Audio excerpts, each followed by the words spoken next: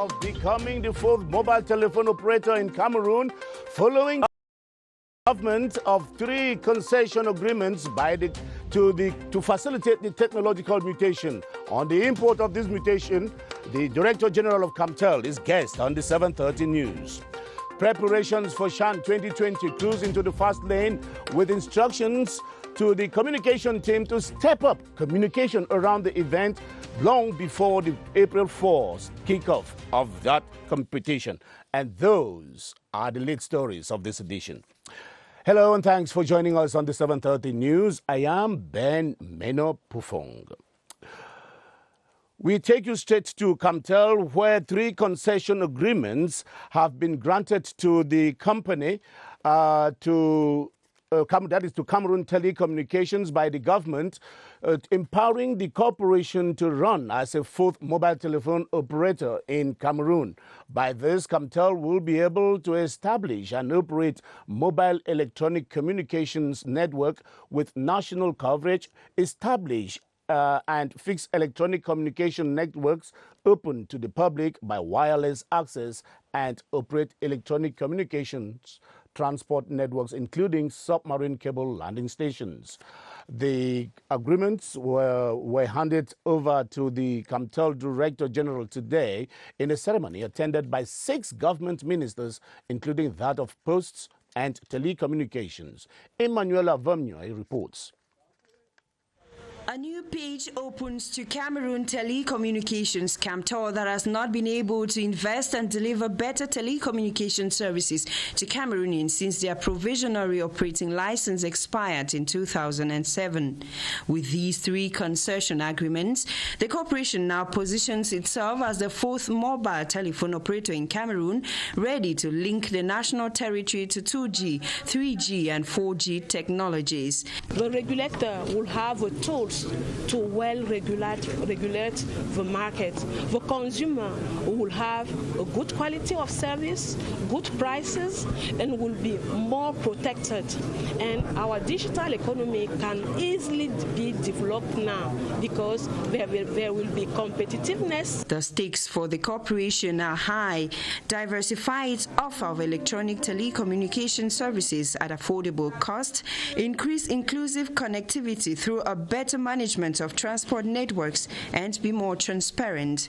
This is a day where CAMTEL is being born again. It's a wonderful day for CAMTEL, and the customer is going to feel it because the services are going to be well organized and well delivered in the entire nation. The Minister of Finance, Louis Paul Motaze, has stressed on the importance of these agreements and expectations of the public.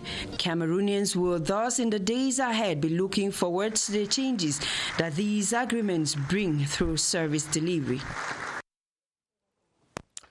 And joining me now in the studio is the Director General of CAMTEL, that is the Cameroon Telecommunications, Madame Judith Achidi, who is here to give us more insights into this technological breakthrough that CAMTEL is envisaging. Madame Director General, good evening and thanks for joining us. Good evening. Now, Madame, tell me, as you are the General Manager of CAMTEL, the company which you are leading, and it has just received 3 concessions to operate the mobile network, the fixed network, and the transmission network, including fiber optics. Tell me, what is this all about? Well, this day is a memorable day for CAMTEL. Finally, the incumbent operator has a license in accordance to the framework of regulation of our sector of activity. So it's a wonderful day for us, and this is just great for the nation as a whole and for CAMTEL in particular. And tell me, in concrete terms, what is this going to change in CAMTEL? This is going to change CAMTEL tremendously because we now have the legitimacy to function and operate in this sector. We are going to be the 4th operator of mobile telecommunications, and this gives us the possibility to seek for fundings to now operate fully as a mobile operator. Now, can we safely say that the average Cameroonian can now have quality services anywhere in the national territory and at low costs? Well, I think we can be that sure to say we're going to offer services to all the Cameroonians, but we're going to do everything possible as the incumbent operator to fully embark on developing services that will go back to all the regions of the nation, and this at affordable prices. Now, before, Madam, you take leave of us, is there anything else that you would like Cameroonians to know about this technological breakthrough that your company is witnessing today? Well, I think Cameroonians should be proud that finally they have their own national mobile operator. We've been struggling with international mobile operators, and today Cameroonians, since Camtel is a state-owned corporation, has its own license and now can operate fully. So we want to thank immensely the government and the head of state for giving us the opportunity to serve the Cameroonians. Madam Judith Achidi, thanks for being guest on the 7:30 News this evening. Thank you very much. You don't go away now. We continue our newscast and we take you to straight to the Northwest region, where the Territorial Administration Minister says the perpetrators of the bloody attacks on GALIM and BAMENDA will face the heavy hands of the law. He was speaking to reporters today after visiting the crime scenes in the West and Northwest regions of the country. The attacks at GALIM, it would be recorded, left 8 people dead, while the BAMENDA bomb blast killed 1 military officer and wounding several others. We should be reaching out to our reporter Kilian Datnifan, who is with the minister in BAMENDA.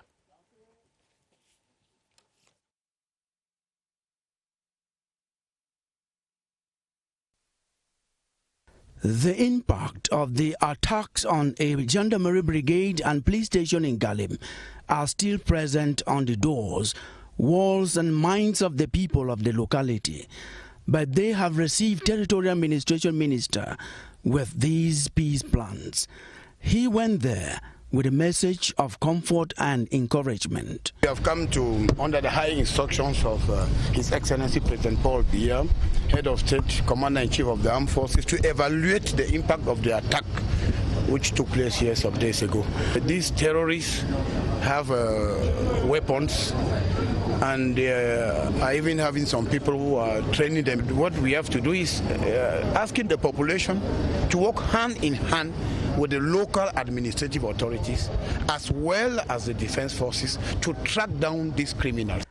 He handed over the sum of 600,000 CFA francs to the local vigilante groups to better organize their work. The population must work with us. That is why the vigilante groups have been put in place, and spontaneously I gave them this encouragement. I can tell you for now, the situation is completely under control, and I think that the hierarchy will take some measures. After GALIM, he went to BAMENDA. This is the crime scene of the explosive device that went off directly opposite the grandstand at Commercial Avenue in BAMENDA during March 8 Women's Day celebration. Security forces say that were it not for the military trucks God's hand guided to park and shield the grandstand, it would have been a human catastrophe. Minister Paul ATANGA visited the scene ahead of an imminent security meeting for the next steps to take. 5 female hostages of secessionist fighters have been freed by the Defense and Security Forces in Biame and Bui Division of the Northwest region and have been conveyed to a safe abode in Bafoussam in the West region. The girls, aged between 17 and 21, were visited by the Minister of Territorial Administration, Paul ATANGA, to whom they recounted the nightmare they went through at the Ambazonian fighters' camp. Kilian Datnifon once again reports from Bafoussam. These 5 female secondary school students, ex-hostages freed from an Ambazonian fighters camp in Biamebui division, were kidnapped separately, but their ordeal was common. It was on Sunday morning that I came back from church. On reaching our house, the Amber boys reached our home and arrested me. They accused me of communicating with military men and directing them how to move about and kill them. So when we reached their camp, we were beaten. When I went there and met these my friends, they were already there. We were badly beaten. We sleep on the floor. They don't give us any food or water. Even when you ask for water, they will tell you to pay money before you can drink. A glass of water costs 1,500 francs, and a plate of food costs 3,500 francs. Psychosocial support has been quick to relieve the victims of their pain. We have results of medical tests on them, and we continue to take care of them until they return to their families. Being close to Magba in the West region, the Mbiama liberation crackdown was spearheaded by special forces from the West, who took the girls with them to safety. I only thank them. Only God will bless them for me. Thanks to the professionalism of our defense forces, these children were released. And the defense forces brought the children out of the bushes, and they have been taken care. The children are under medical control. The defense forces are assisting them. The territorial administration minister used the occasion to sound a new warning note to NGOs reports in Cameroon. About 4 days ago, I told the teleguided NGOs that they should not destroy the image of our defense forces because they are doing a wonderful job. And if they don't want to condemn the atrocities of these terrorists, and this is proof of what they have been doing in Cameroon, then I will have no choice but to put an end to the activities of most of the NGOs in Cameroon. The 5 female ex-hostages, 17 to 21 years old, are safe in the hands of public authorities and social services in the West region, where they are already enlisted in government humanitarian aid. Online award of public contracts in the road sector in Cameroon will not exceed the 500 million CFA francs benchmark this year. The Minister of Public Contracts set thresholds for the award of contracts through the procurement system in a recent arrêté. Clarice Takang now explains the changes. Identifying the types of public contracts as well as setting the thresholds follows the effectiveness in the online award of public contracts in Cameroon since 2019 through the e-procurement system. Major works in the road sector and investments in other strategic infrastructure will be those worth at least 500 million CFA francs for some and at least 250 million CFA francs for others. This has to do with projects aimed at driving socio-economic development. Meanwhile, tenders regarding collective equipment and certain buildings should be equivalent to 100 million CFA francs in the procurement exercise. Administrative structures are concerned. For their part, general supplies and intellectual services have seen the threshold fixed at 50 million CFA francs in the online award of contracts. It's been close to 2 years since the Ministry of Public Contracts began playing the role of overseer regarding the award of public contracts since the decree defining rules for the award of public contracts in public establishments and enterprises. Amongst the administrations which have published calls to tender are the Ministries of Finance, Housing and Urban Development, Education, Public Health, and Public Works. Economists insist that a hitch-free online award of public contracts is a sure way of considerably fighting against corruption in the sector. And senior executives of Cameroon's employers union GCAM say they are looking forward to working with different administrations to come up with measures aimed at enabling the private sector better handle the coronavirus outbreak. They had a chat on this during an audience with the Minister of Finance, Louis-Paul Motaze. Their conversation also focused on enabling local industries improve their production and commercial standards. The Jah Forest Reserve in the south and east regions is gearing up for a major development, and the government is taking matters into its hands to ensure the different development projects are properly handled.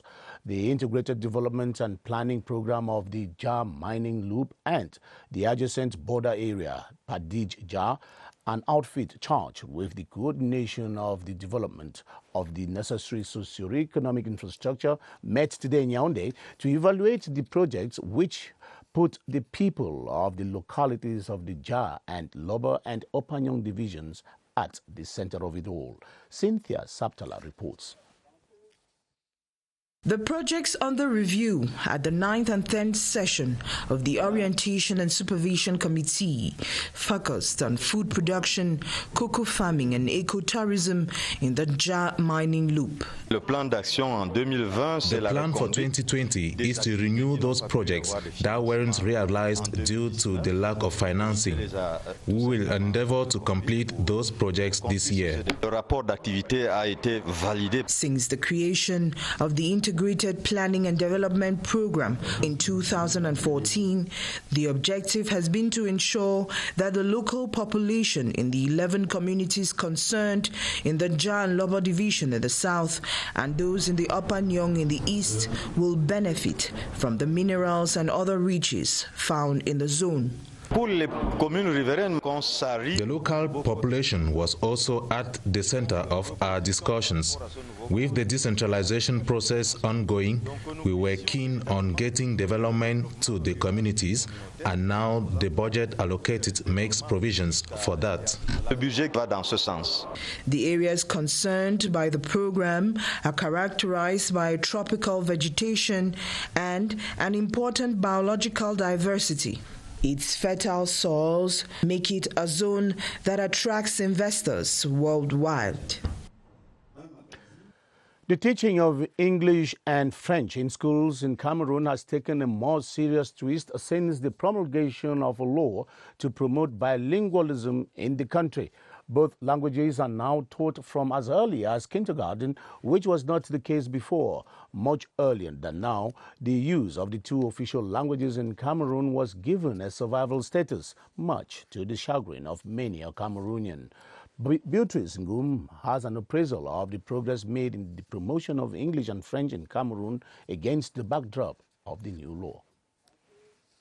The bilingual education system in Cameroon started as early as 1962 after reunification, according to official sources. Back then, the teaching of French and English in schools was different. Today, the teaching and use of the two official languages in the basic education sector is undergoing a reform.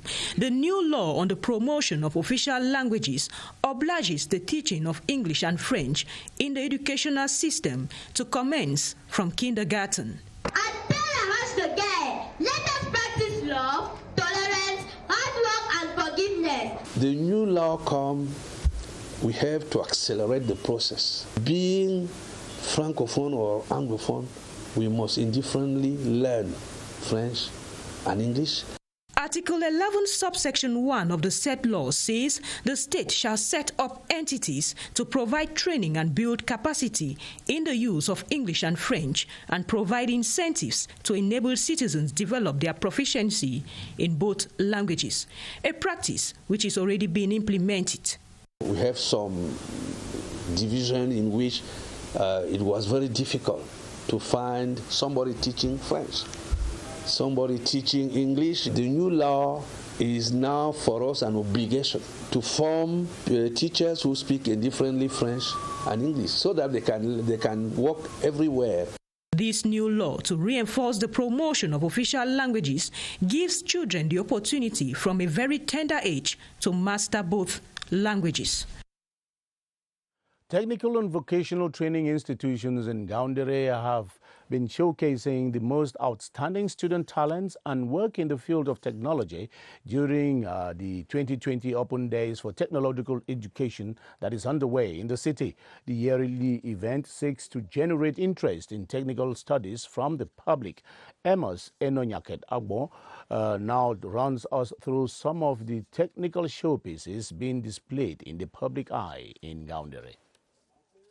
The mobilization was total and the joy unspeakable, all translated in the welcome song of students of the Government Technical High School Ngaoundéré Madok, host institution chosen for the 2020 edition launch of Open Business Days for Technical Education on the theme Open Business Days Showcase of Professionalization of Education and Clean School in Secondary Education. According to the city mayor of the Ngaoundéré municipality, Bobo Saliu, the massive turnout of stakeholders of the technical education sector in the region for the Open Business Days launch is a clear proof of a paradigm shift of archaic ideas and change of mentality that technical education is not for students with limping educational aptitudes, but those with varied innate talent seeking for perfection. Open Doors Days or Open Business Days are meant to actually project technical education to show our students ingenuity, their creativity, what they can offer as far as technology is concerned. So today happened to the 10th of Ngaoundéré Madok, and Ngaoundéré Madok is in Ngaoundéré Madok.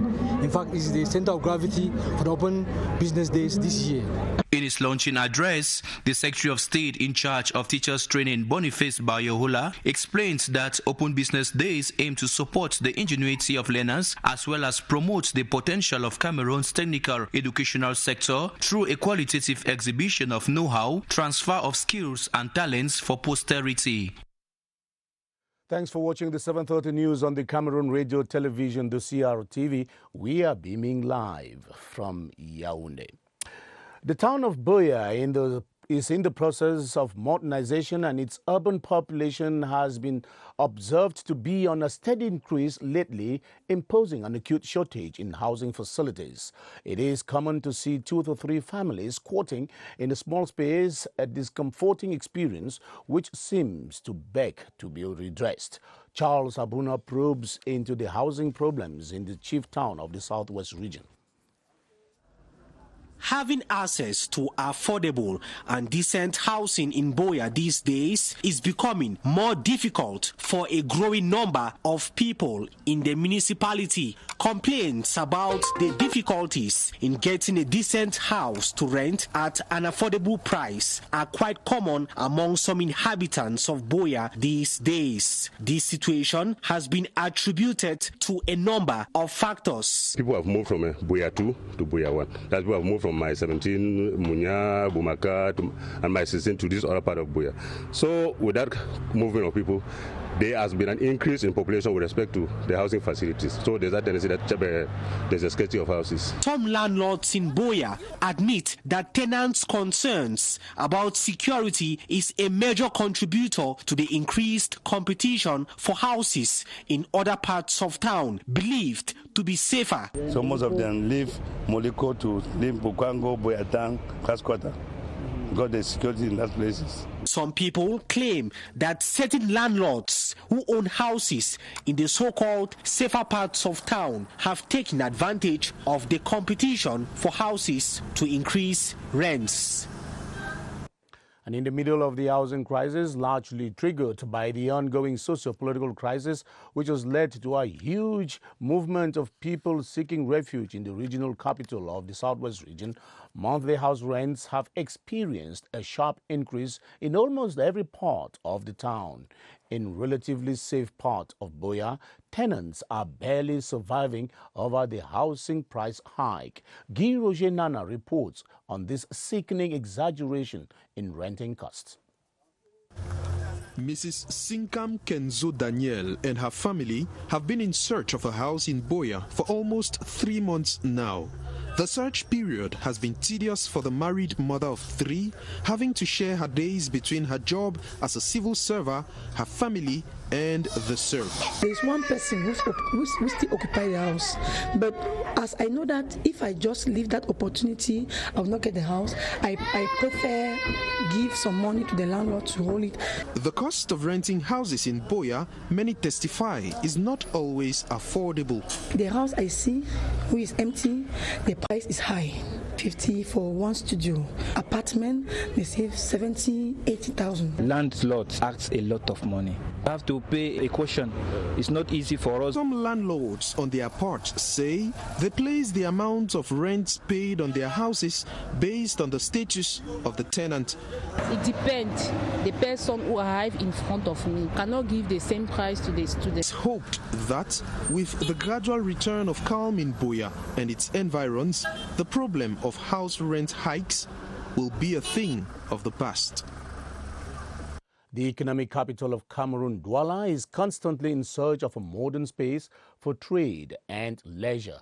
3 great infrastructural projects are under construction, including the new Congo Mall, the Douala Business Park, and the Beseke Amusement Park, which will give business in the town a major push. Mercy Ashu Nyabe reports on the progress of work on these construction sites. It is exactly 2 p.m. prompt at the new Congo Mall construction site, and time enough for the building technicians, carpenters and welders to return to their duty post after a 1-hour break, we are told. We work from Monday to Saturdays. We started concreting, it has not been long. So after the concreting now we are bringing up pillars. So after the pillars, we'll be putting on what we call beams. Expected to last 2 years, the mall contracted by the Cameroonian enterprise New Industry SA has been working since December 2019, with the foundation works, electrification and decking partially completed on the 5,000 square meters surface area. Once completed, the new Congo Mall that you see right here behind me is expected to be a showcase of restaurants, spas, playgrounds and much more. It is also expected that the building works, construction works that are being done here should meet the norms, building construction norms, to avoid any further fire accidents. The new Congo Mall promises to change the lives of Douala city dwellers. The new Congo Mall will employ more than 3,000 people. And we are expected the visit of more than 10,000 people per day in the mall. Less than 5 minutes away from the Douala International Airport sits another giant mall under construction, the Douala Business Park, whose site plan showcases a huge attraction judging from the sidelines.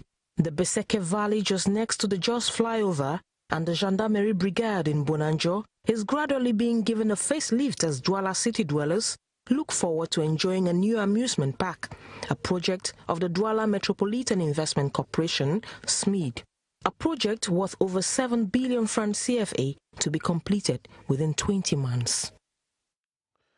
The border locality of Olamze in the south region of Cameroon has joined the network of community radios in the country. Nkunam is the name of the radio station constructed thanks to the financing of the French Development Agency through the Debt Relief and Development Contract C2D, spearheaded by the Community-Driven Development Program, the PNDP. The French ambassador to Cameroon, Christophe Guilou, was in Olamze recently to inaugurate the community radio, which is seen as a strong development tool, especially during the era of decentralization. Cynthia Ethim was in Olamze. Nkunam 98.0 FM is one of the 20 local radio stations created and rehabilitated within the framework of the Community Radio Project of the National Community-Driven Development Program, PNDP. The radio station in Olamze in the Ntem Valley Division, officially inaugurated by the French ambassador to Cameroon, is intended to ease the population's access to information. The idea is to touch the people where they are, and beyond that, we are very happy that this local radio station will facilitate also the efforts made and launched by the government for decentralization. Nkunam 98.0 FM was created in 2017. The people say their mentality has changed since they have been current on the affairs of the country. The Community Radio Project is an operation financed by the French Development Agency at the sum of a little over 900 million CFA francs through the Debt Relief Development Contract. It is spearheaded by the PNDP. Council can communicate with populations. We can have also the professional organization in agricultural area. Nkunam 98.0 FM is on the airwaves in Olamzeas from 5 a.m. to 9 p.m. Mondays to Sundays. Catholic bishops of the Yaoundé Ecclesiastical Province meeting in Balmayo in the Nyong and So division have been on their knees to pray for peace in Cameroon, and this was during their first Episcopal Conference of the year 2020. Their conference ended today with a pontifical mass said by the Apostolic Nuncio to Cameroon and Equatorial Guinea, Monsignor Julio Morat. From CRTV Center, Ebude Kane reports. During the three-day Episcopal Conference in Bamayo, bishops of the Yaoundé Ecclesiastical Province brainstormed on the role of the church in evangelization. All the bishops gathered here to address an issue. What is the mission of the church today? Threefold. First, it remains to proclaim the gospel. The second dimension of the mission of the church is to celebrate the pastoral mystery. Third dimension of this mission of the church, I will say, is commitment. At the close of the event, a solemn pontifical mass was organized at the Our Lady of the Rosary Cathedral in Bamayo, drawing inspiration from the book of Luke, chapter 16, verses 19 to 31. The Apostolic Nuncio to Cameroon and Equatorial Guinea, Monsignor Julio Morat, challenged the Christians to assist the poor and needy. The representative of the Holy Father Francis, the Nuncius Apostolicus, he came to celebrate this Mass in order also to give his support to this direction and to this commitment. The highly animated Mass was attended by a cross-section of the population in the presence of the Minister of Labour and Social Security, Gregoire Owona, and the SDO for the Nyong and So Division, Pierre René Songa.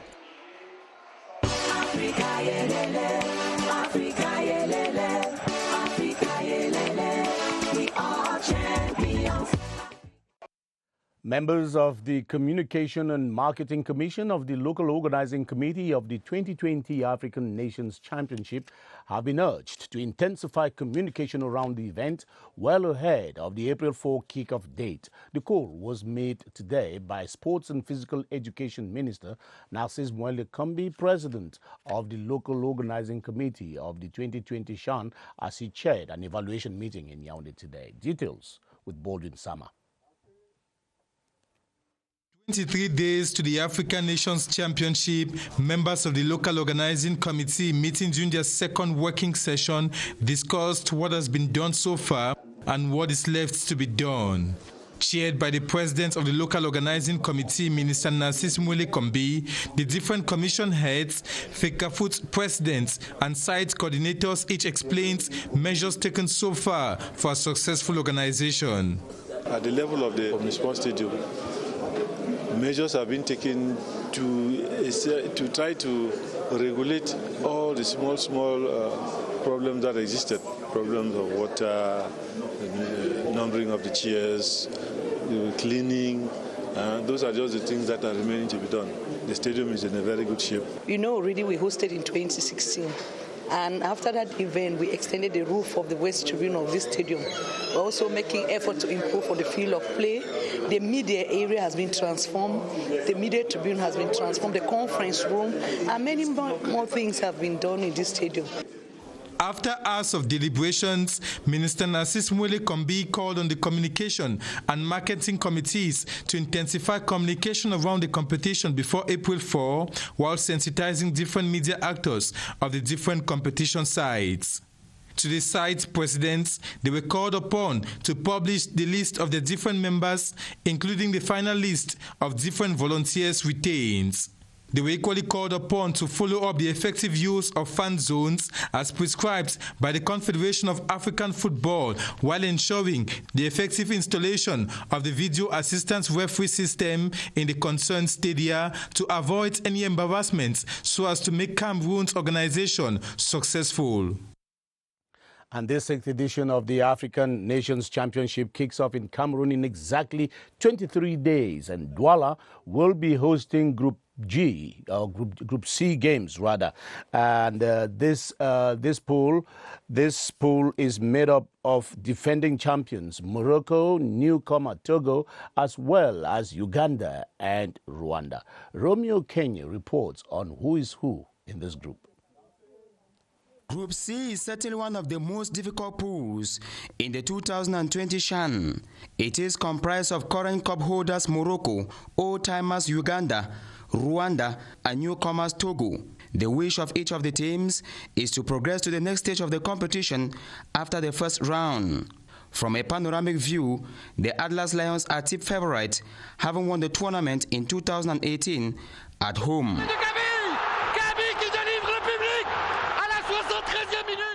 In addition to their 4 times participation, the North Africans were once quarter-finalists in 2014. Getting to the group's pinnacle, Morocco will need to break several walls, including that of Rwanda. The Amavubis can boast of 4 qualification tickets so far. Their best performance ever dates back in 2016 when they crashed out at the quarter-final stage on home soil. Uganda are undoubtedly the oldest in the house.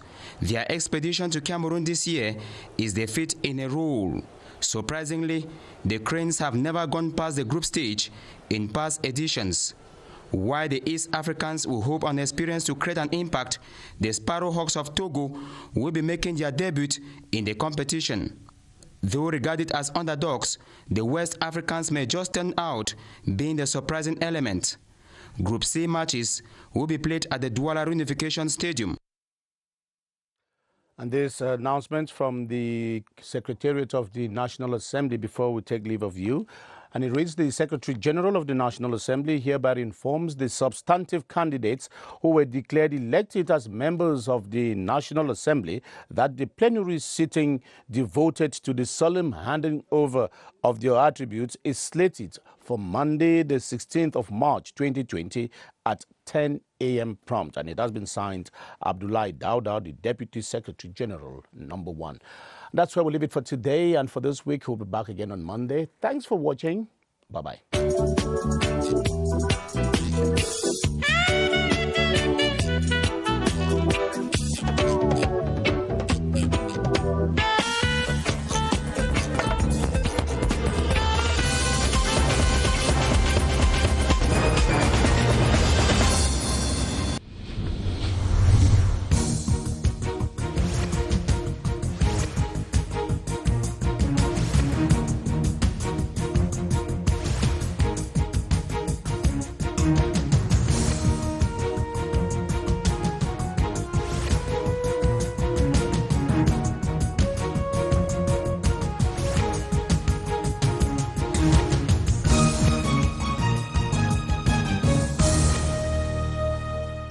CRTV News, ici, toute l'info.